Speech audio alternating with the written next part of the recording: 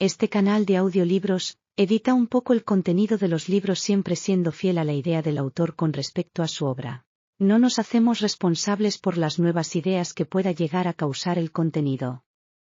Nuestro único fin es esparcir de forma libre la información. H.P. Lovecraft, La llamada de Cthulhu. Es concebible que tales potencias o seres hayan sobrevivido a una época infinitamente remota donde la conciencia se manifiesta, quizá, bajo cuerpos y formas que ya hace tiempo que se retiraron ante la marea de la ascendente humanidad, formas de las que solo la poesía y la leyenda han conservado un fugaz recuerdo con el nombre de dioses, monstruos, seres míticos de toda clase y especie. Algernon Blackwood. 1. El bajorrelieve de arcilla. No hay en el mundo fortuna mayor, creo, que la incapacidad de la mente humana para relacionar entre sí todo lo que hay en ella. Vivimos en una isla de plácida ignorancia, rodeados por los negros mares de lo infinito, y no es nuestro destino emprender largos viajes. Las ciencias, que siguen sus caminos propios, no han causado mucho daño hasta ahora, pero algún día la unión de esos disociados conocimientos nos abrirá a la realidad, y a la endeble posición que en ella ocupamos, perspectivas tan terribles que enloqueceremos ante la revelación,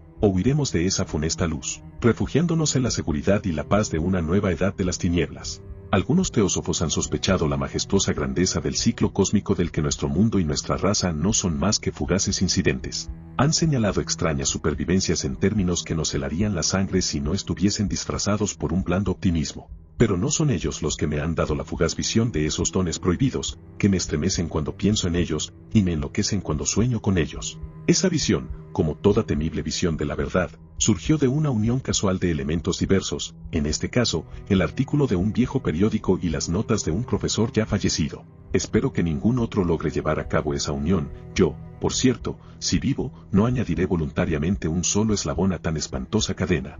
Creo, por otra parte, que el profesor había decidido, también, no revelar lo que sabía, y que si no hubiese muerto repentinamente, habría destruido sus notas. Tuve por primera vez conocimiento de este asunto en el invierno de 1926 a 1927, a la muerte de mi tío abuelo, George Gamel Angel, profesor honorario de lenguas semíticas en la Universidad de Brown, Providence, Rhode Island. El profesor Angel era una autoridad vastamente conocida en materia de antiguas inscripciones y a él habían recurrido con frecuencia los conservadores de los más importantes museos. Muchos deben por lo tanto recordar su desaparición, acaecida a la edad de 92 años. Las oscuras razones de su muerte aumentaron aún más el interés local. El profesor había muerto mientras volvía del barco de Newport y, según afirman los testigos, luego de recibir el empellón de un marinero negro. Este había surgido de uno de los curiosos y sombríos pasajes situados en la falda abrupta de la colina que une los muelles a la casa del muerto, en Williams Street. Los médicos, incapaces de descubrir algún desorden orgánico, concluyeron, luego de un perplejo cambio de opiniones, que la muerte debía atribuirse a una oscura lesión del corazón, determinada por el rápido ascenso de una cuesta excesivamente empinada para un hombre de tantos años. En ese entonces no vi ningún motivo para disentir de ese diagnóstico, pero hoy tengo mis dudas, y algo más que dudas. Como heredero y albacea de mi tío abuelo, viudo y sin hijos, era de esperar que yo examinara sus papeles con cierta atención. Trasladé con ese propósito todos sus archivos y cajas a mi casa de Boston. El material ordenado por mí será publicado en su mayor parte por la Sociedad Americana de Arqueología, pero había una caja que me pareció sumamente enigmática, y sentí siempre repugnancia a mostrársela a otros. Estaba cerrada, y no encontré la llave hasta que se me ocurrió examinar el llavero que el profesor llevaba siempre consigo. Logré abrirla entonces, pero me encontré con otro obstáculo mayor y aún más impenetrable. ¿Qué significado podían tener ese curioso bajorrelieve de arcilla, y esas notas, fragmentos y recortes de viejos periódicos? Se había convertido mi tío, en sus últimos años, en un devoto de las más superficiales imposturas. Resolví buscar al excéntrico escultor que había alterado la paz mental del anciano. El bajorrelieve era un rectángulo tosco de 2 centímetros de espesor y de unos 30 o 40 centímetros cuadrados de superficie, indudablemente de origen moderno. Los dibujos, sin embargo, no eran nada modernos, ni por su atmósfera ni por su sugestión, pues aunque las rarezas del cubismo y el futurismo sean numerosas y extravagantes, no suelen reproducir esa críptica regularidad de la escritura prehistórica.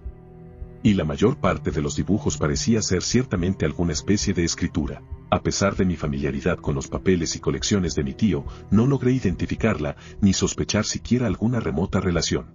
Sobre estos supuestos jeroglíficos había una figura de carácter evidentemente representativo, aunque la ejecución impresionista impedía comprender su naturaleza. Parecía una especie de monstruo, o el símbolo de un monstruo, o una forma que solo una fantasía enfermiza hubiese podido concebir. Si digo que en mi imaginación, algo extravagante, se representó a la vez un pulpo, un dragón y la caricatura de un ser humano, no traicionaré el espíritu del dibujo. Sobre un cuerpo escamoso y grotesco, provisto de alas rudimentarias, se alzaba una cabeza pulposa y coronada de tentáculos, pero era el contorno general lo que la hacía más particularmente horrible.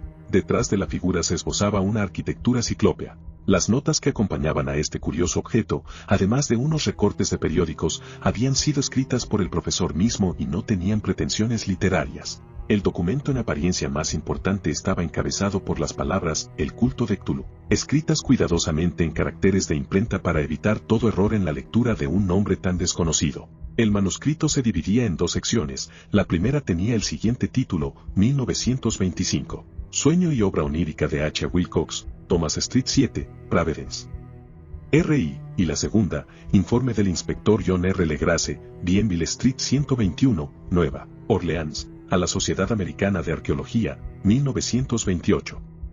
Notas del mismo y del profesor Webb.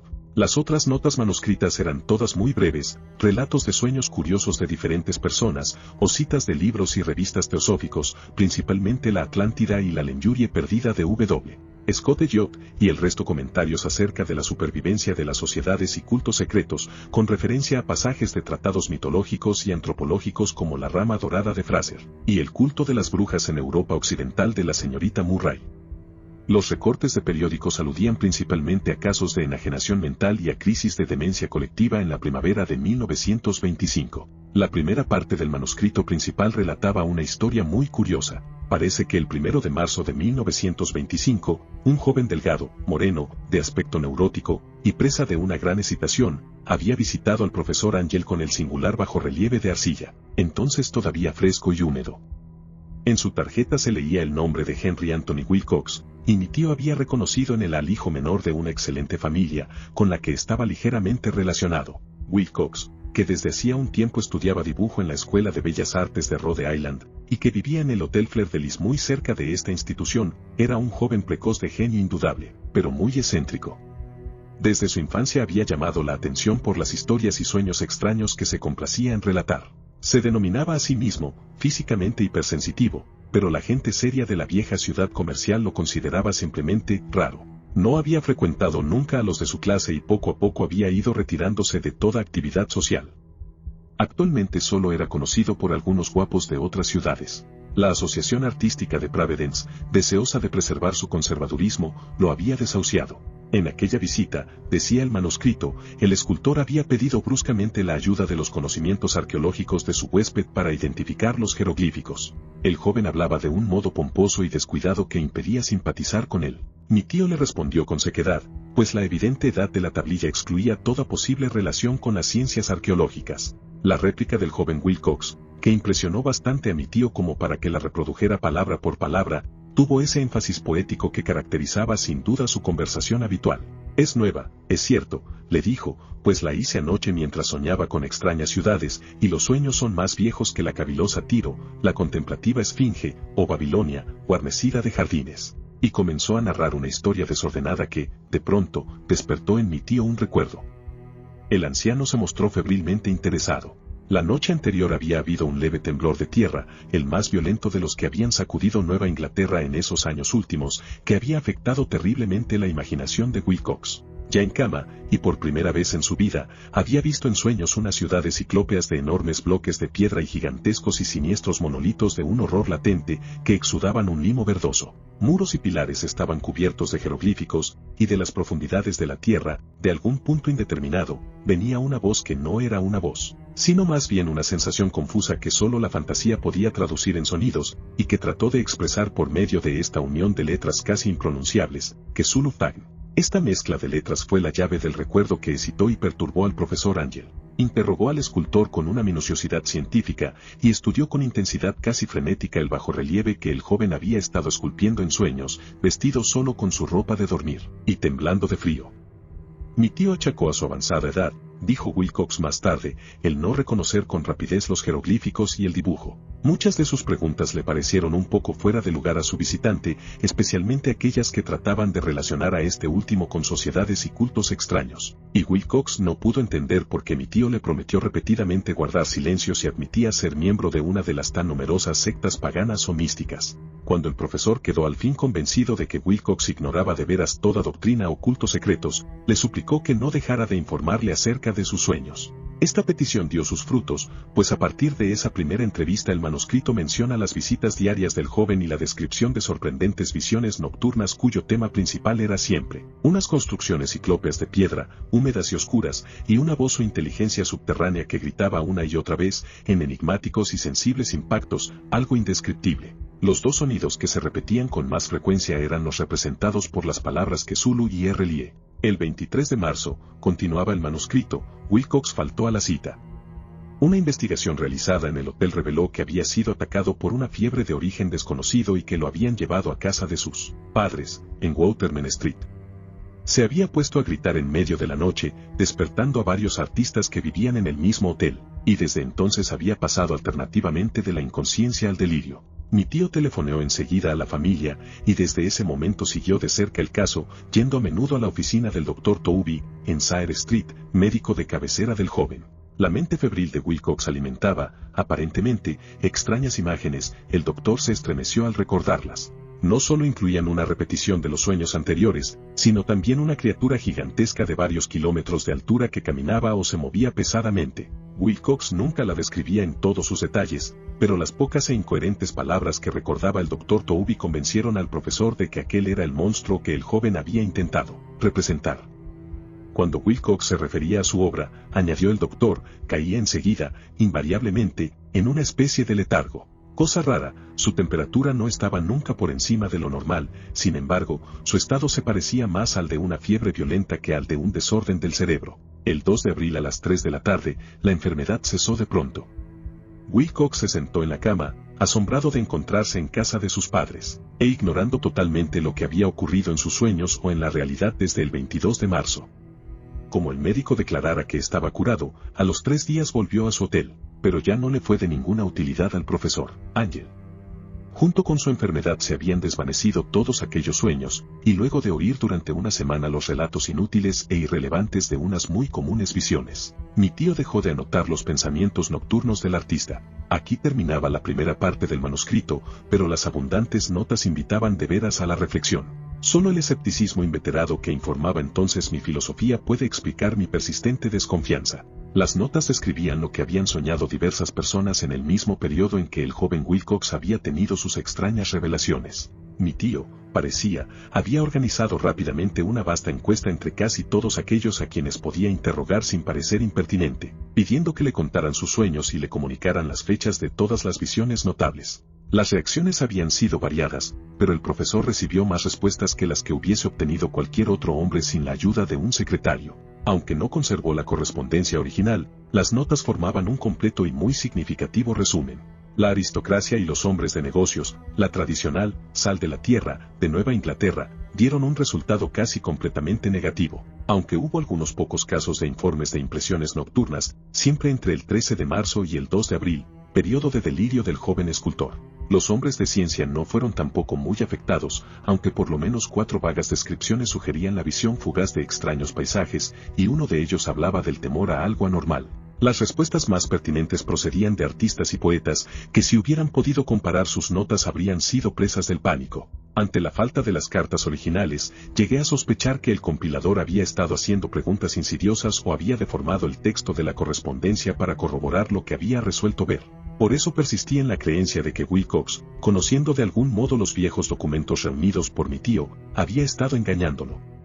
Estas respuestas de los artistas narraban una perturbadora historia. Entre el 28 de febrero y el 2 de abril gran parte de ellos había tenido sueños muy curiosos, que habían alcanzado su máxima intensidad en el tiempo del delirio del escultor.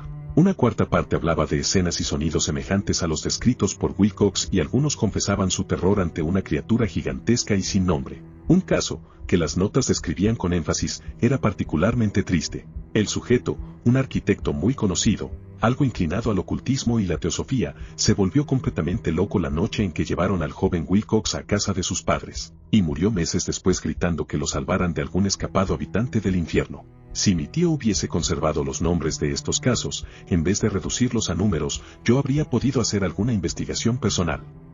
Pero, tal como estaban las cosas, solo pude encontrar a unos pocos. Todos, sin embargo, confirmaron las notas.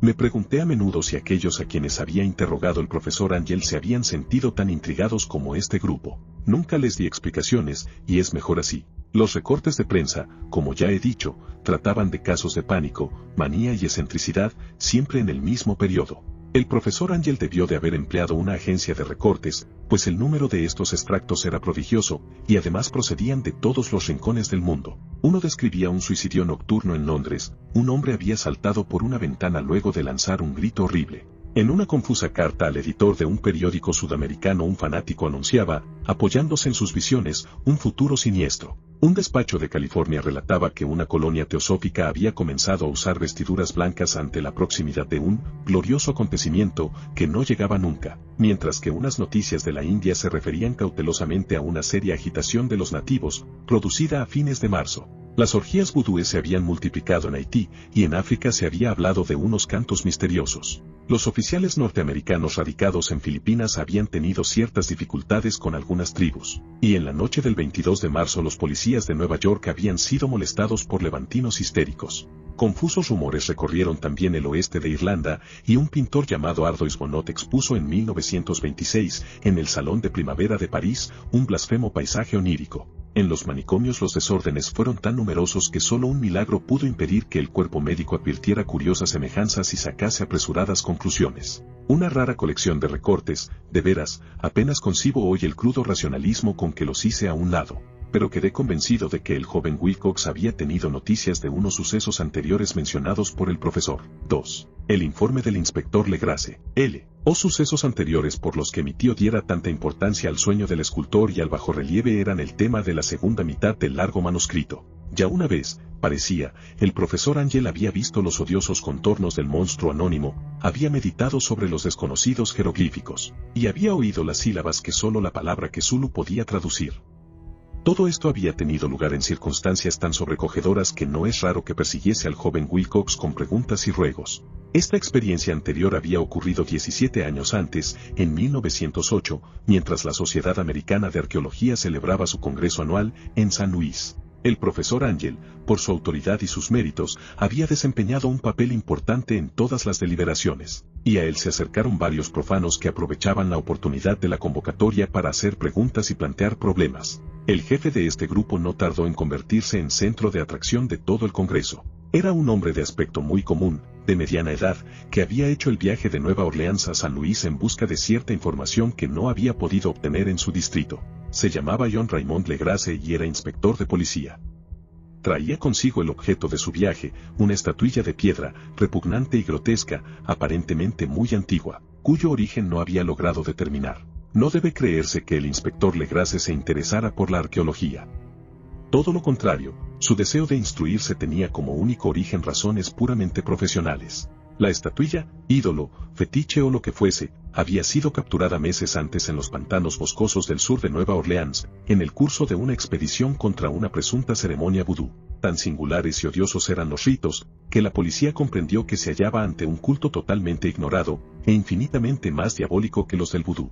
Los confusos e increíbles relatos arrancados por la fuerza a los prisioneros nada informaron sobre su posible origen.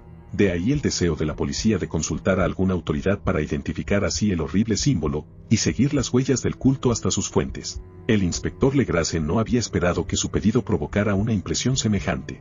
La aparición de la curiosa estatuilla bastó para excitar a los hombres de ciencia, y pronto todos rodearon al inspector para contemplar de cerca la diminuta figura cuya rareza y aspecto de genuina y abismal antigüedad abrían perspectivas tan misteriosas y arcaicas. Nadie reconoció la escuela escultórica de la que había nacido la estatua, y sin embargo centenares y hasta miles de años parecían haberse posado en la oscura y verdosa superficie de aquella piedra desconocida. La figura, que los miembros del Congreso pasaron de mano en mano para estudiarla con más minuciosidad, medía de unos 20 a 25 centímetros de altura y estaba finamente labrada. Representaba un monstruo de contornos vagamente antropoides, pero con una cabeza de pulpo cuyo rostro era una masa de tentáculos, un cuerpo escamoso que sugería cierta elasticidad, 4 extremidades dotadas de garras enormes y un par de alas largas y estrechas en la espalda. Esta criatura, que exhalaba una malignidad antinatural, parecía ser de una pesada corpulencia y estaba sentada en un pedestal o bloque rectangular cubierto de indescifrables caracteres. Las puntas de las alas rozaban el borde posterior del bloque, el asiento ocupaba el centro, mientras las garras largas y curvas de las plegadas extremidades hacían el borde anterior y descendían hasta un cuarto de la altura del pedestal. La cabeza de cefalópodo se inclinaba hacia adelante, de modo que los tentáculos faciales rozaban el dorso de las garras enormes que apretaban las elevadas rodillas. El conjunto daba una impresión de vida anormal, más sutilmente terrorífico a causa de la imposibilidad de establecer su origen. Su vasta, pavorosa e incalculable edad era innegable, sin embargo, nada permitía relacionarlo con algún tipo de arte de los comienzos de la civilización. El material de la estatua encerraba otro misterio. No había nada parecido, en geología o mineralogía, a aquella piedra jabonosa, verdinegra, de estrías doradas o iridiscentes. Los caracteres de la base eran igualmente desconcertantes, y ninguno de los miembros del Congreso, a pesar de que representaban a la mitad de las autoridades mundiales en este campo, pudo descubrir el más remoto parentesco lingüístico. Tanto la figura como el material pertenecían a algo increíblemente lejano, totalmente distinto de la humanidad que conocemos, algo que sugería, de un modo terrible, antiguos y profanos ciclos en los que nuestro mundo y nuestras concepciones no habían participado. Y, sin embargo, mientras los miembros del Congreso sacudían la cabeza y se confesaban incapaces de resolver el misterio, uno de ellos creyó descubrir algo raramente familiar en la efigie y los jeroglíficos, y al fin, no sin reticencia, confesó lo que sabía. Este hombre era el hoy desaparecido William Channing Webb, profesor de antropología en la Universidad de Princeton y explorador de bastante renombre. 40 años antes el profesor Webb había recorrido Groenlandia e Islandia en busca de ciertas inscripciones rúnicas que hasta ese entonces no había podido descubrir. En la costa de Groenlandia se había encontrado con una tribu degenerada de esquimales, cuya religión, forma singular de los cultos demoníacos, lo había impresionado sobremanera por su faz deliberadamente sanguinaria y repulsiva. Era aquella una fe que los otros esquimales ignoraban casi del todo, y a la que se referían estremeciéndose. Databa, decían, de épocas muy antiguas, anteriores al nacimiento del mundo. Junto a ritos anónimos y sacrificios humanos había invocaciones de origen tradicional dirigidas a un demonio supremo o Tornasuk. El profesor Webb había oído esa invocación en boca de un viejo Angekok, o brujo sacerdote, y la había transcrito fonéticamente, hasta donde era posible, en caracteres romanos. Pero lo que ahora parecía importante era el fetiche adorado en ese culto, y alrededor del cual bailaban los esquimales cuando la aurora boreal brillaba muy por encima de los acantilados de hielo. Era, declaró el profesor, un tosco bajorrelieve de piedra con una figura horrible y algunos caracteres misteriosos. Creía recordar que se parecía, por lo menos en todos los rasgos esenciales, a la criatura bestial que ahora estaban examinando. Este relato, recibido con asombro y sorpresa por los miembros del Congreso, pareció excitar al inspector Legrasse, que abrumó al profesor a preguntas. Habiendo copiado una invocación recitada por uno de los oficiantes del pantano, rogó al profesor Webb que tratase de recordar las sílabas recogidas en Groenlandia. Siguieron una comparación exhaustiva de todos los detalles y un instante de sombrío silencio cuando el profesor y el detective convinieron en la virtual identidad de las frases. He aquí, en sustancia, la división de las palabras fue establecida de acuerdo con las pausas tradicionales observadas por los oficiantes, lo que el brujo esquimal y los sacerdotes de Luisiana habían cantado a sus ídolos. Legrasse había tenido más suerte que el profesor Webb, pues varios prisioneros le habían revelado el sentido de esas palabras. Era algo así: en su casa de RLI el desaparecido que Zulu espera soñando. Y entonces, respondiendo a un ruego general, el inspector relató minuciosamente su experiencia con los fieles del pantano. Veo ahora que mi tío dio gran importancia a esa historia. Tenía cierto parecido con las ensoñaciones más extravagantes de los teósofos y los creadores de mitos, y revelaba una asombrosa imaginación de carácter cósmico que nadie hubiese esperado entre parias y vagabundos. El 1 de noviembre de 1907 la policía de Nueva Orleans había recibido un alarmado mensaje de la región pantanosa del sur. Los colonos, gente primitiva, pero de buen natural, descendientes en su mayor parte de los hombres de Lafitte, eran presas del pánico a causa de algo desconocido que había invadido la región durante la noche. Se trataba en apariencia de un culto vudú, pero de una especie más terrible que todo lo que ellos conocían. Desde que el malévolo Tamtem había comenzado a sonar incesantemente en aquellos bosques oscuros donde nadie osaba aventurarse, habían desaparecido varias mujeres y niños. Se habían oído gritos irracionales, chillidos desgarradores y cantos lúgubres, y unas llamas diabólicas habían bailado en la espesura. Los vecinos, añadió el aterrorizado mensajero, no podían soportarlo. En las primeras horas de la tarde 20 policías partieron en 2 carricoches y un automóvil, guiados por el tembloroso colono. Cuando el camino se hizo intransitable, abandonaron los vehículos y durante varios kilómetros chapotearon en silencio a través de los espesos bosques de cipreses donde nunca penetraba la luz del día. Raíces tortuosas y nudos malignos de musgo retardaban la marcha, y de vez en cuando una pila de piedras húmedas o los fragmentos de una pared en ruinas hacían aún más depresiva aquella atmósfera que los árboles, deformados y las colonias de hongos contribuían a crear. Al fin apareció un miserable conjunto de chozas, y los histéricos colonos corrieron a agruparse alrededor de las vacilantes linternas. El apagado golpear de los Tamtem se oía débilmente a lo lejos, y la brisa traía muy de cuando en cuando un chillido que helaba la sangre. Un resplandor rojizo parecía filtrarse por entre el follaje pálido, más allá de las interminables avenidas de la noche selvática. A pesar de su repugnancia a quedarse nuevamente solos, todos los habitantes del lugar rehusaron avanzar un solo paso hacia la escena del culto maldito, de modo que el inspector Legrace y sus 19 colegas tuvieron que aventurarse sin guías por aquellas negras arcadas de horror donde ninguno de ellos había puesto el pie. La región en que ahora entraba la policía tenía tradicionalmente muy mala fama, y en su mayor parte no había sido explorada por hombres blancos. Algunas leyendas se referían a un lago secreto en que vivía una colosal e informe criatura, algo parecida a un pólipo y de ojos fosforescentes, y, según los colonos, unos demonios de alas de murciélago salían a medianoche de sus cavernas para adorar al monstruo. Afirmaban que éste estaba allí desde antes de la Salle, de los indios, y aún de las bestias y los pájaros del bosque.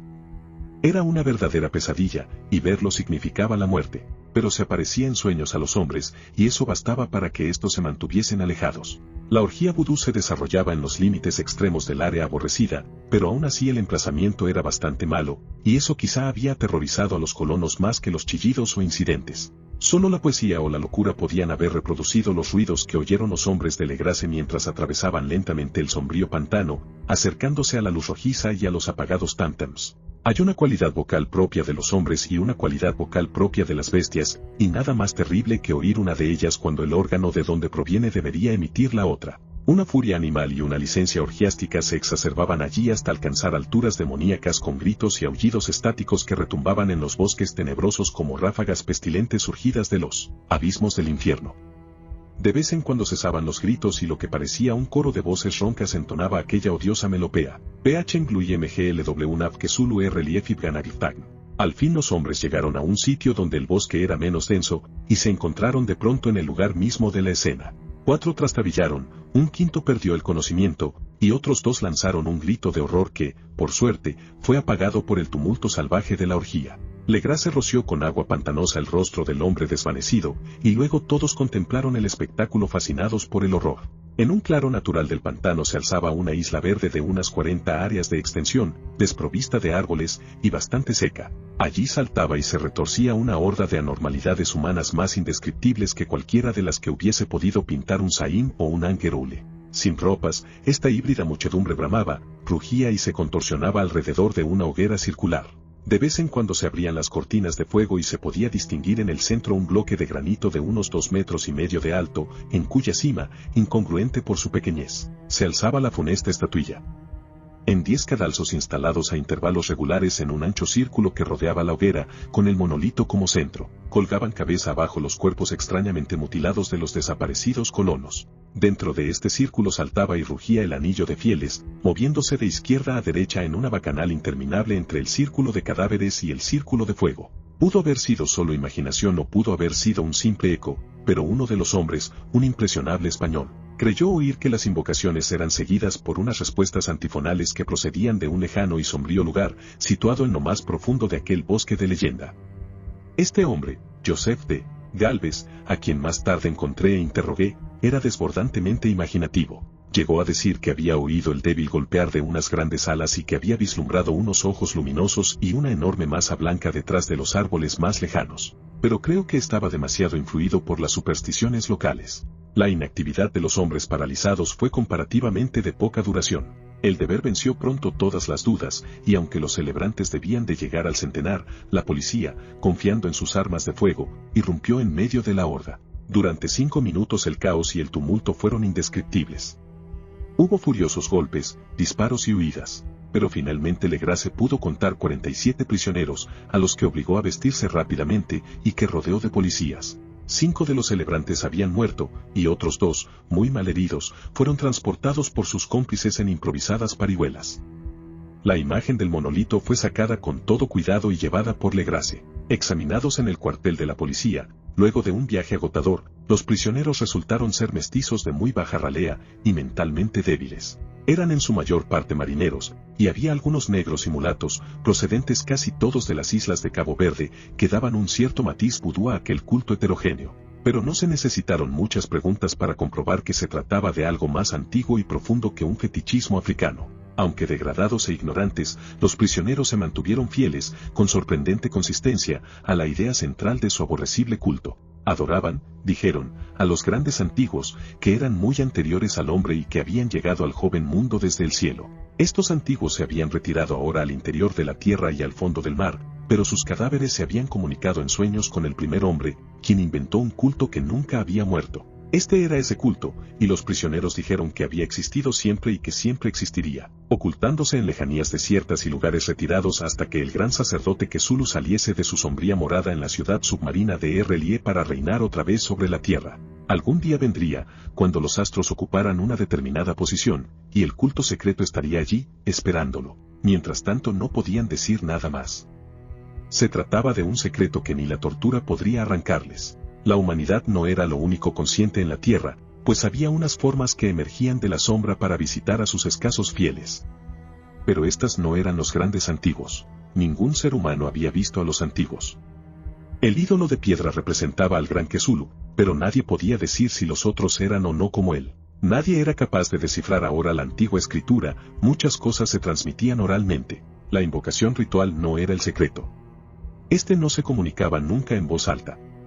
El canto significaba, en su casa de Relie el desaparecido Kesulu espera soñando. Solo 2 de los prisioneros fueron juzgados bastante cuerdos y se los ahorcó, el resto fue enviado a diversas instituciones. Todos negaron haber participado en los crímenes rituales, y afirmaron que los culpables de aquellas muertes eran los alas negras, que habían venido hasta ellos desde su refugio inmemorial en el bosque encantado. Pero nada coherente se pudo saber de aquellos aliados misteriosos. Lo que la policía logró obtener salió en su mayor parte de un viejísimo mestizo llamado Castro, quien pretendía haber tocado puertos distantes y hablado con los jefes inmortales del culto en las montañas de China. El viejo Castro recordaba fragmentos de odiosas leyendas que empequeñecían las especulaciones de los teósofos y hacían de nuestro mundo algo reciente y fugaz. En ciclos muy lejanos otros seres habían gobernado la tierra. Habían vivido en grandes ciudades, y sus vestigios podían encontrarse aún, le habían dicho a Castro los inmortales de China, en unas piedras cíclopes de algunas islas del Pacífico.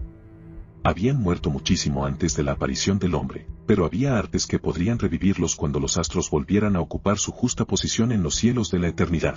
Estos seres, indudablemente, procedían de las estrellas y habían traído sus imágenes con ellos. Estos grandes antiguos, continuó Castro, no eran de carne y hueso. Tenían forma, ¿no lo probaba acaso esta imagen estelar? Pero esa forma no era material. Cuando las estrellas eran propicias iban de mundo en mundo a través del cielo, pero cuando eran desfavorables, no podían vivir. Pero aunque ya no viviesen, no habían muerto en realidad. Yacían todos en casas de piedra en la gran ciudad de Relie, preservada por los sortilegios del gran Kesulu para el día en que las estrellas y la tierra pudiesen recibir su gloriosa resurrección. Pero en esa época, alguna fuerza exterior debía ayudar a la liberación de sus cuerpos. Los conjuros que impedían que se descompusieran impedían también que se moviesen, y los antiguos tenían que contentarse con yacer y pensar en la oscuridad mientras transcurrían millones de años. Conocían todo lo que ocurría en el mundo, pues su lenguaje consistía en la transmisión del pensamiento. En ese mismo instante hablaban en sus tumbas.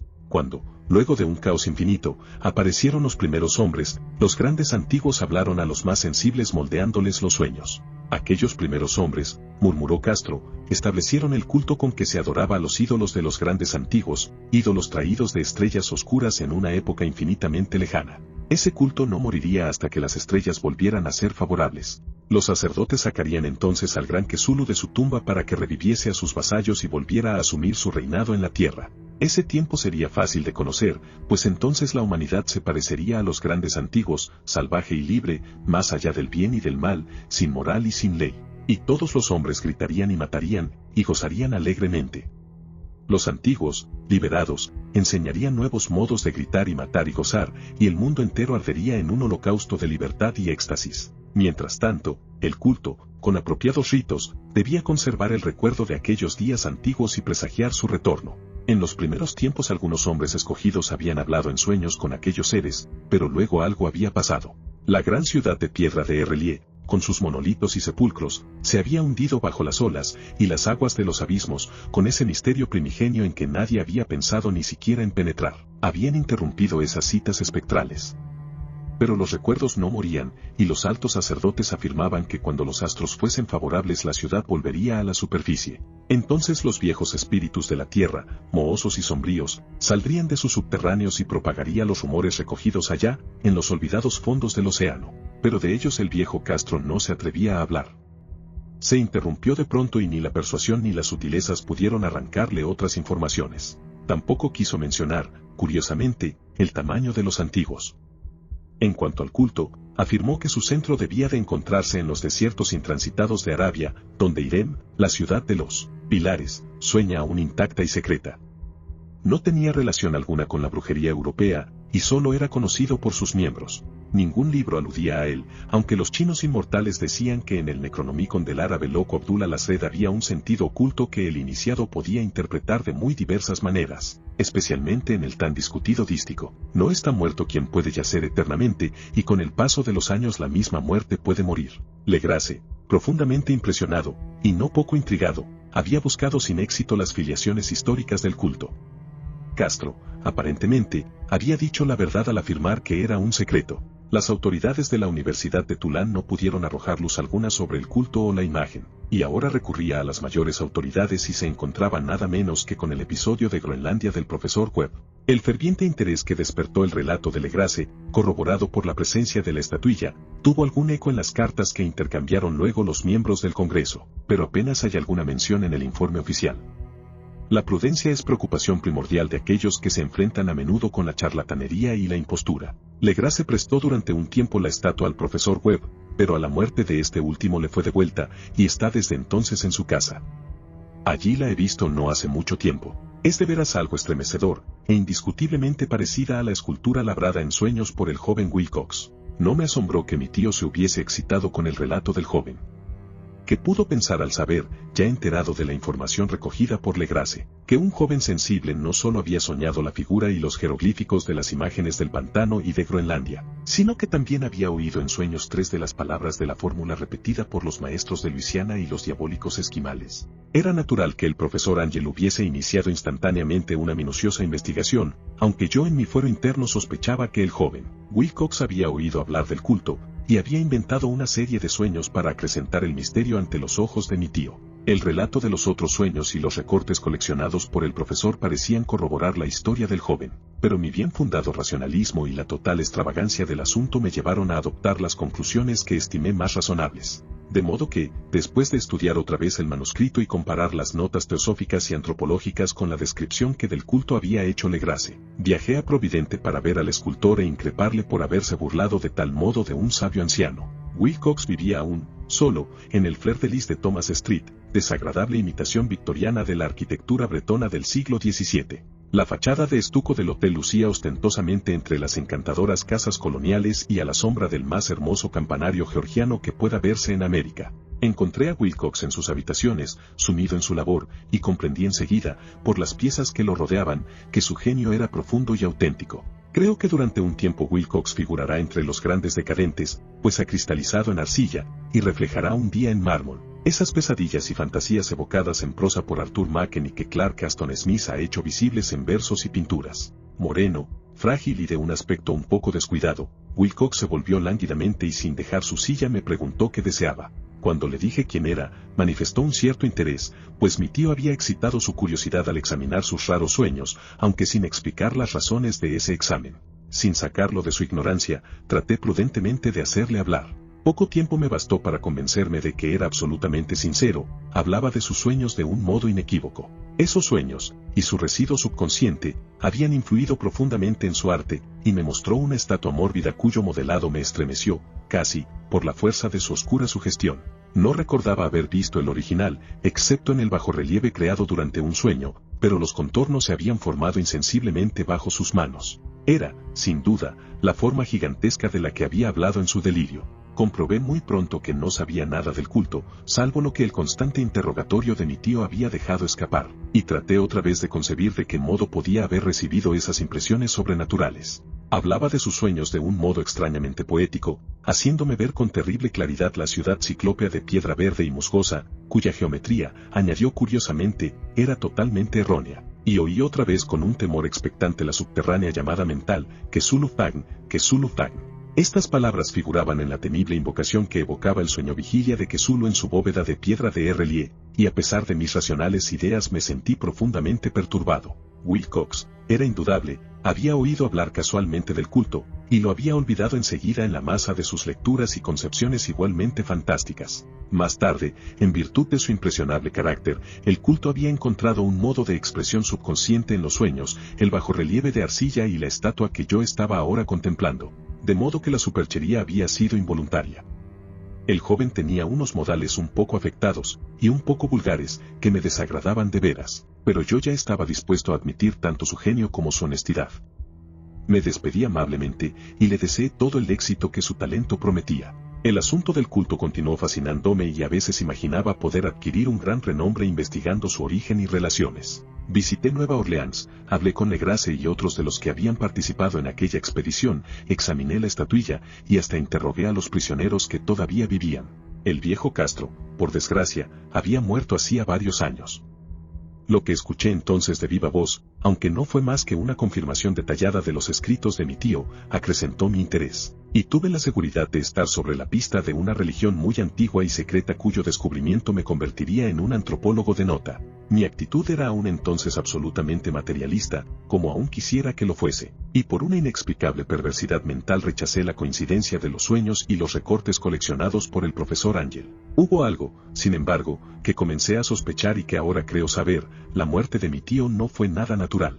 Cayó al suelo en la colina, en una de las estrechas callejuelas que partían de unos muelles donde abundaban los mestizos extranjeros, luego del descuidado empujón de un marinero de tez oscura. Yo no había olvidado que los oficiantes de Luisiana se distinguían por la mezcla de sangres y sus intereses marinos, y no me hubiera sorprendido conocer la existencia de agujas venenosas y métodos criminales secretos tan faltos de piedad como aquellas creencias y ritos misteriosos. Legrasse y sus hombres, es cierto, no habían sido molestados, pero en Noruega acababa de morir un marino que veía cosas. No pudieron haber llegado a oídos siniestros las investigaciones realizadas por mi tío después de encontrarse con el escultor. Creo hoy que el profesor Angel murió porque sabía o quería saber demasiado. Es posible que me espere un fin semejante, pues yo también he aprendido mucho. 3. La locura del mar. S. Y el cielo decidiese algún día acordarme un insigne favor, borraría totalmente de mi memoria el descubrimiento que hice, por simple casualidad, al echar una ojeada a una hoja de periódico que recubría un estante.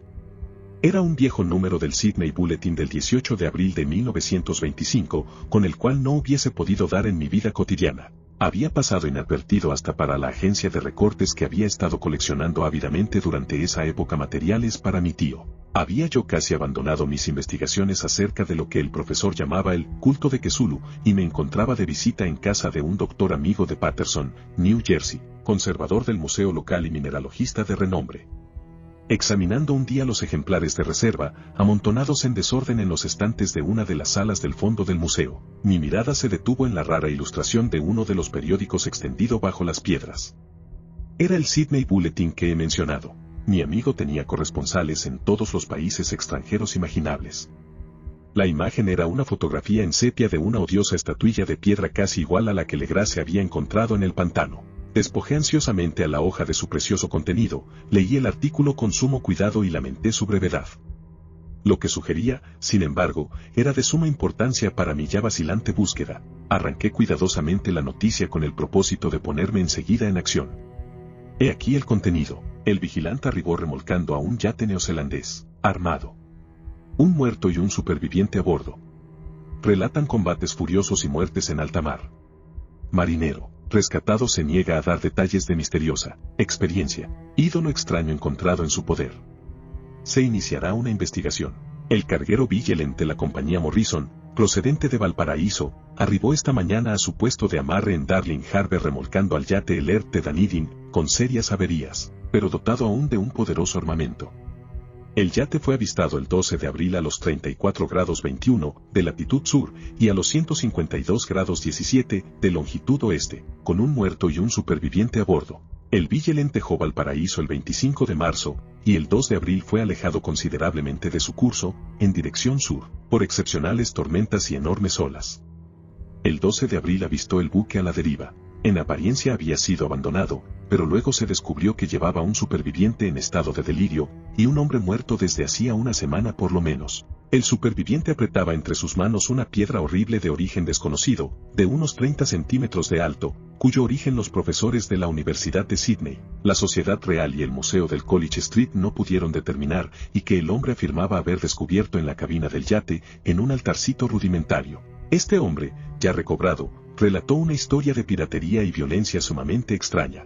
Se trata de un noruego llamado Gustav Johansen, de cierta cultura, segundo oficial en la goleta Emma de Auckland, que partió para el Callao el 20 de febrero, con una tripulación de 11 hombres. El Emma, dijo, fue retrasado y alejado considerablemente de su ruta por la tormenta del 1 de marzo, y el 22 del mismo mes a los 49 grados 51 de latitud sur y a los 128 grados 34 de longitud este encontró al Alert conducido por una tripulación de canacos y mestizos de aspecto patibulario. El capitán Collins no obedeció la orden de virar, y la tripulación del yate abrió fuego sin aviso con una batería de cañones de bronce particularmente pesada. Los marineros del Emma, dijo el superviviente, se resistieron con valentía, y aunque la goleta comenzó a hundirse, pues varios proyectiles habían alcanzado la línea de flotación, lograron acercarse al enemigo y lo abordaron poniéndose a luchar en la cubierta.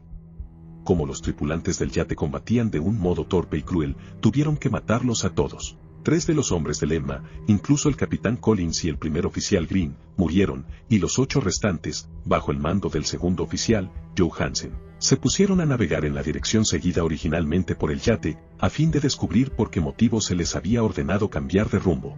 Al día siguiente desembarcaron en una islita que no figuraba en ningún mapa. 6 de los hombres murieron allí, aunque Johansen se mostró particularmente reticente a este respecto y dijo que habían caído en una grieta entre las rocas. Más tarde, parece, Johansen y sus compañeros volvieron al yate y trataron de hacerlo navegar, pero fueron vencidos por la tormenta el 2 de abril. Desde ese día hasta el 12 de abril, fecha en que fue recogido por el Vigilant, Johansen no recuerda casi nada, ni siquiera cuando murió su compañero William Briden. La muerte no se debió aparentemente a otra causa que a privaciones. Cables procedentes de Dunedin informan que el Alert era muy conocido como barco de carga y tenía muy mala reputación. Pertenecía a un curioso grupo de mestizos cuyas frecuentes incursiones nocturnas a los bosques atraían no poca curiosidad. Luego de la tormenta y los temblores de tierra del 1 de marzo se habían hecho apresuradamente a la vela. Nuestro corresponsal en Auckland afirma que el Emma y sus tripulantes gozaban de una excelente reputación y que Johansen es un hombre digno de toda confianza. El almirantazgo va a iniciar una investigación sobre este asunto, durante la cual se tratará de convencer a Johansen para que hable más libremente. Eso era todo, además de la diabólica imagen, pero qué pensamientos despertó en mi mente. Estas nuevas y preciosas noticias acerca del culto de Cthulhu probaban que éste tenía fieles seguidores tanto en el mar como en la tierra. ¿Qué motivo había impulsado a la híbrida tripulación a ordenar el regreso del Alert mientras navegaban con su ídolo? ¿Qué isla desconocida era aquella en que habían muerto 6 de los tripulantes, y acerca de la cual el contramaestre Johansen se mostraba tan reticente? ¿Qué resultado había tenido la investigación del almirantazgo y qué se sabía del odioso culto en Dunedin? Y lo más extraordinario, qué profunda y natural relación de hechos era esta que daba una significación maligna e innegable a los sucesos tan cuidadosamente anotados por mi tío. El 1 de marzo, el 28 de febrero de acuerdo con el uso horario internacional, se habían producido una tormenta y un terremoto. El Alert y su mal encarada tripulación habían dejado rápidamente Dunedin como obedeciendo a una imperiosa llamada, y en el otro extremo de la tierra poetas y artistas habían comenzado a soñar con una ciclópea ciudad submarina mientras un joven escultor modelaba, en sueños, la forma del terrible Cthulhu. El 23 de marzo la tripulación del Emma desembarcaba en una isla desconocida, perdiendo allí 6 hombres. Y en esa misma fecha los sueños de algunas personas alcanzaron su mayor intensidad y se oscurecieron con el terror de un monstruo maligno y gigantesco, mientras un arquitecto se volvía loco, y un escultor caía presa del delirio. ¿Y qué pensar de esa tormenta del 2 de abril, fecha en que cesaron todos los sueños de la ciudad sumergida, y Wilcox salió indemne de aquella fiebre extraña? ¿Qué pensar igualmente de aquellas alusiones del viejo Castro a los antiguos venidos de las estrellas y a su reino próximo, y a su culto, y a su gobierno de los sueños? Estaba balanceándome en el borde de un abismo de horrores cósmicos, insoportables para un ser humano. En todo caso no afectaron sino a la mente, pues el 2 de abril puso término de algún modo a la monstruosa amenaza que había sitiado el alma de los hombres. Aquella tarde, luego de haber pasado el día enviando telegramas y haciendo urgentes preparativos, me despedí de mi huésped y tomé un tren para San Francisco. En menos de un mes llegué a Dunedin, donde, sin embargo, descubrí que se sabía muy poco de los extraños miembros del culto que habían vivido en las posadas marineras. El vagabundeo en los muelles era asunto demasiado común, y no valía la pena mencionarlo. Pero algo oí a propósito de una expedición terrestre realizada por estos mestizos durante la cual se escuchó el débil golpear de unos tambores y se vio un fuego rojo en las colinas lejanas. En Auckland me enteré de que Johansen había vuelto a Sydney, donde acababa de sometérsele a un inútil interrogatorio, con el pelo totalmente cano, y que después de vender su casita de West Street había regresado con su mujer a su viejo hogar, en Oslo. De su aventura no dijo a sus amigos más de lo que ya sabían los oficiales del almirantazgo, y todo lo que pudieron hacer fue darme su nueva dirección. Volví entonces a Sydney, y hablé sin éxito con gente de mar y miembros del tribunal. Vi el alert en Circular Quay, en la bahía de Sydney, pero nada me reveló su casco. La imagen en cuclillas, de cabeza de pulpo, cuerpo de dragón, alas escamosas y pedestal con jeroglíficos, se conservaba en el Museo de Hyde Park. La examiné con cuidado, y descubrí que estaba exquisitamente labrada, y tenía el mismo profundo misterio, terrible antigüedad, y sobrenatural rareza de material que el ejemplar más pequeño de Legrasse. Para los geólogos, me dijo el conservador del museo, la estatua era un enigma monstruoso, y juraban que no había en el mundo una roca parecida. Recordé, estremeciéndome, lo que había dicho el viejo Castro a Legrasse a propósito de los primeros grandes antiguos, vinieron de las estrellas, y trajeron consigo sus imágenes. Profundamente perturbado resolví visitar al oficial Johansen en Oslo. Llegué a Londres, me reembarqué enseguida para la capital de Noruega, y un día de otoño eché pie a tierra en un limpio desembarcadero, a la sombra del Egeber.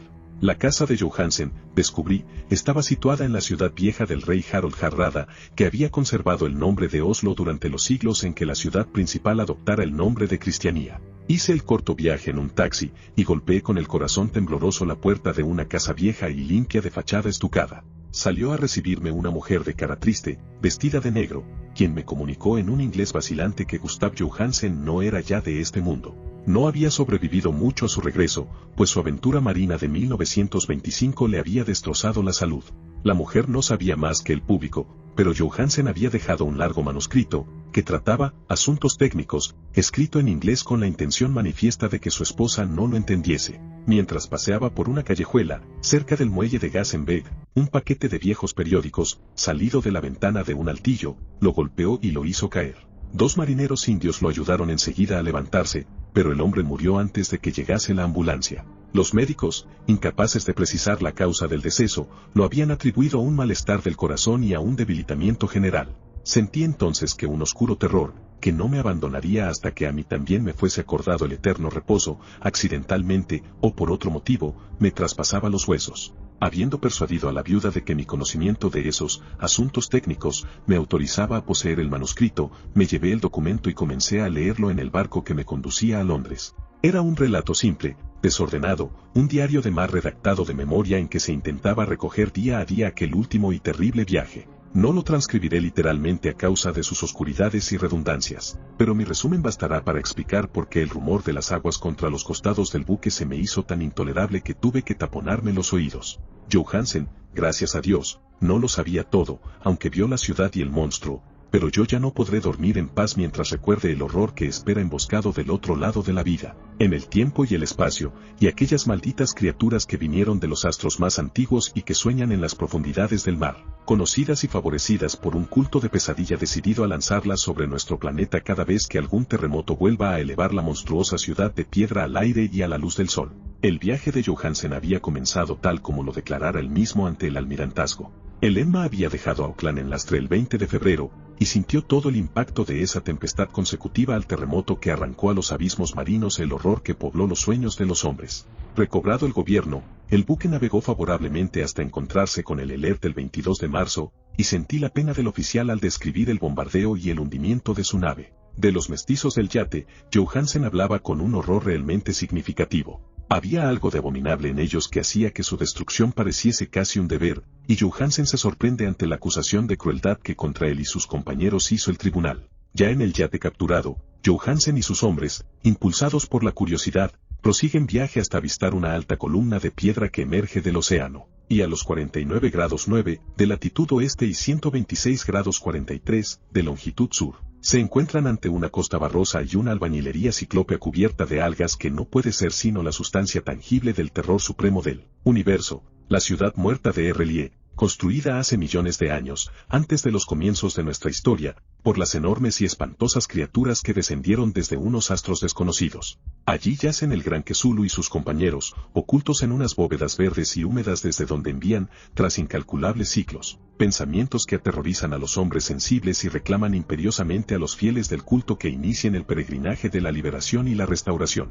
El oficial Johansen ignoraba todo esto, pero bien sabe Dios que había visto bastante. Creo que emergió de las aguas solo la cima de la ciudadela, coronada por un enorme monolito, donde yace el gran Cthulhu. Cuando imagino el tamaño de todo lo que puede esconder el fondo del océano, siento deseos de morir sin esperar ya más. Johansen y sus hombres se sintieron aterrados ante la majestad cósmica de esta húmeda Babilonia habitada por demonios, y debieron de sospechar, instintivamente, que no pertenecía ni a este ni a ningún otro planeta similar. En todas las líneas de la estremecida descripción de Johansen se advierte el mismo pavor, ante el tamaño increíble de los bloques de piedra verde, ante la altura vertiginosa del monolito labrado, ante la asombrosa identidad de esas colosales estatuas y bajorrelieves con la rara imagen encontrada en la sentina de Lelert. Sin conocer el futurismo, Johansen describe, al hablar de la ciudad, algo muy parecido a una obra futurista. En vez de referirse a una estructura definida, o a algún edificio, se reduce a hablar de vastos ángulos y superficies pétreas, superficies demasiado grandes para ser de este mundo, y cubiertas por jeroglíficos e imágenes horribles.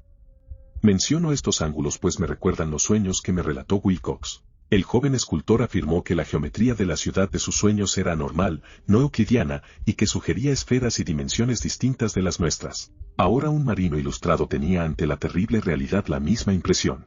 Johansen y sus hombres desembarcaron en la playa de esta monstruosa acrópolis y treparon, resbalando, por los titánicos y musgosos escalones que ningún ser humano hubiera podido edificar. El sol mismo parecía deformado cuando se lo miraba a través de las miasmas polarizadoras que emanaban de esta perversión submarina. Una amenaza tortuosa acechaba en esos ángulos desconcertantes donde una segunda mirada descubría una concavidad donde se había creído ver una convexidad. Todos los exploradores, aun antes de ver algo definido, salvo las rocas, los musgos y las algas, se sintieron presas de un indefinible terror. Todos habrían escapado si no hubiesen temido la burla de los otros, y solo de mala gana se decidieron a buscar, vanamente, como comprendieron más tarde, algo que sirviese de recuerdo. Rodríguez, el portugués, fue el primero en llegar a la base del monolito y les gritó a los otros lo que acababa de descubrir. Poco más tarde los hombres contemplaron curiosamente una enorme puerta de piedra labrada con el ya familiar bajorrelieve del pulpo dragón. Se parecía, dice Johansen, a la enorme puerta de un granero. Todos vieron allí una puerta, ya que estaba encuadrada en un umbral, un dintel y dos montantes, pero nadie pudo decidir si estaba situada horizontalmente, como la puerta de una trampa, o algo inclinada, como la puerta exterior de un altillo. Como hubiese dicho Wilcox, la geometría del lugar era errónea. Uno no podía estar seguro de que el mar y el suelo fuesen horizontales, de modo que la posición relativa de todo el resto parecía variar fantásticamente. Briden presionó sobre la piedra en diversos sitios, sin resultado. Luego Donovan palpó con delicadeza los bordes, apretando separadamente cada punto. Subió con lentitud a lo largo de la grotesca moldura de piedra. Puede decirse que subió si se admite que la puerta no era, al fin y al cabo, horizontal, y los hombres se preguntaron cómo una puerta podía ser tan enorme. Al fin, muy suavemente, muy lentamente, la parte superior del panel comenzó a inclinarse hacia adentro, y todos vieron que la piedra se balanceaba. Donovan se deslizó o trepó de algún modo a lo largo de uno de los montantes, y los hombres se pusieron a observar el curioso retroceso de la puerta monstruosa. En este fantástico mundo de deformaciones prismáticas, la piedra se desplazaba anormalmente en diagonal, despreciando todas las leyes de la materia y la perspectiva. La abertura mostraba una oscuridad casi material. Estas tinieblas tenían realmente una cualidad positiva, pues ocultaban algunas partes de las paredes interiores que debían ser visibles. Al fin surgió de aquella cárcel milenaria algo así como una humareda que oscureció la luz del sol mientras se elevaba hacia el cielo, empequeñecido y arrugado, con la ayuda de sus alas membranosas. El olor que salía de aquellos abismos recién abiertos era insoportable, y Hawkins, que tenía el oído fino, creyó oír allá abajo un sonido chapoteante e inmundo. Todos escucharon, y todos escuchaban aún cuando el monstruo se hizo visible, babeando y apretando su inmensidad verde y gelatinosa a través de la tenebrosa abertura hasta elevarse pesadamente en el aire corrompido de aquella ciudad de pesadilla. La letra del pobre Johansen es apenas inteligible en esta parte.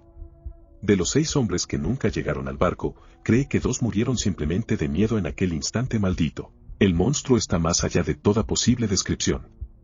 No hay lenguaje aplicable a ese abismo de horror inmemorial, a esa pavorosa contradicción de todas las leyes de la materia, la fuerza y el orden cósmicos. Una montaña que caminaba.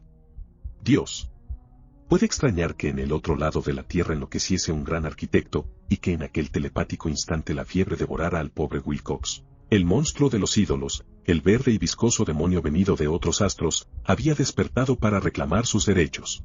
Las estrellas eran otra vez favorables, y lo que un viejo culto no había podido lograr por su voluntad, un puñado de inocentes marineros lo hacía por accidente. Después de millones y millones de años el gran Cthulhu era libre otra vez. 3 hombres fueron barridos por aquellas patas membranosas antes de que nadie tuviese tiempo de volverse.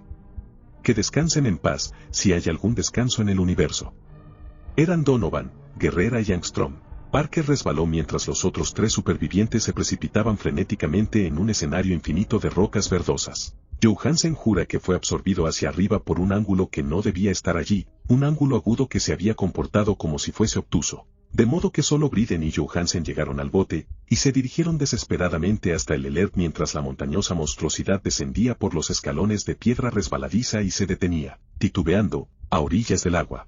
Las calderas habían quedado funcionando a pesar de que todos habían bajado a tierra, y bastaron unos pocos segundos de frenéticas corridas entre ruedas y motores para poner en marcha el Elert. Lentamente, entre los horrores distorsionados de esa escena indescriptible, la hélice comenzó a golpear las aguas. Mientras tanto, en la costa mortal, sobre aquellas construcciones que no eran de este mundo, el monstruo gigantesco venido de las estrellas emitía unos gritos inarticulados, como Polifemo al maldecir el veloz navío de Ulises.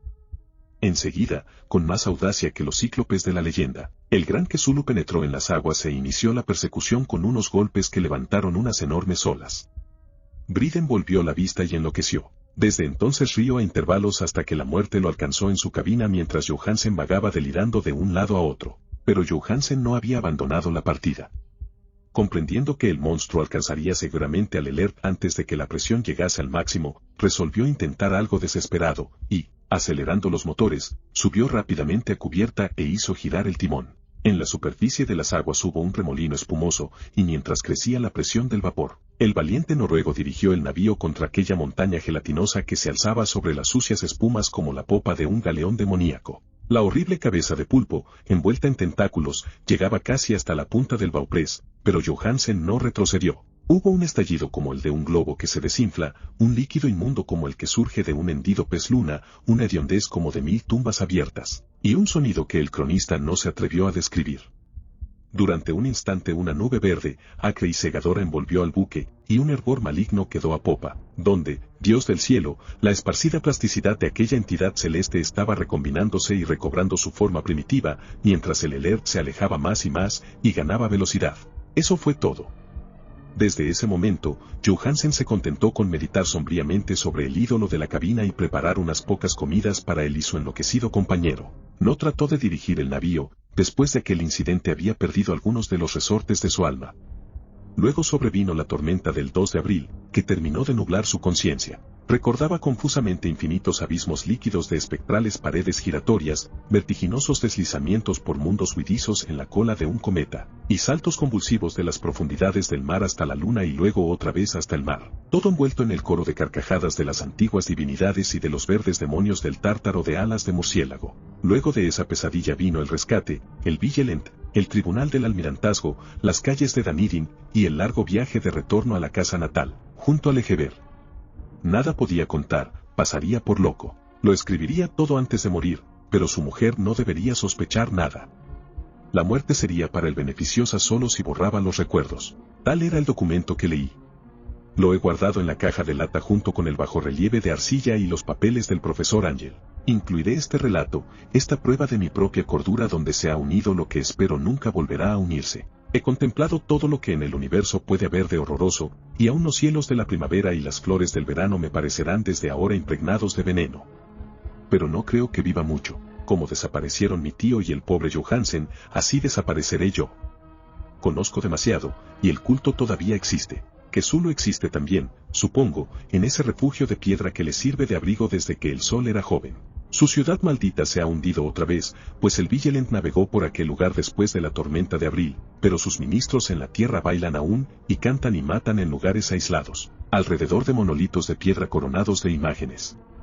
Que Zulu tuvo que haber sido atrapado por los abismos submarinos, pues si no el mundo gritaría ahora de horror.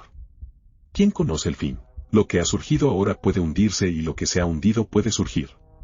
La abominación espera y sueña en las profundidades del mar, y sobre las vacilantes ciudades de los hombres flota la destrucción. Llegará un día, pero no debo ni puedo pensarlo. Ruego que, si no sobrevivo a este manuscrito, mis albaceas cuiden de que la prudencia sea mayor que la audacia e impidan que caiga bajo otros ojos. Fin. Gracias por ver el vídeo, deja tu like, suscríbete y síguenos en nuestras redes sociales, están en la descripción.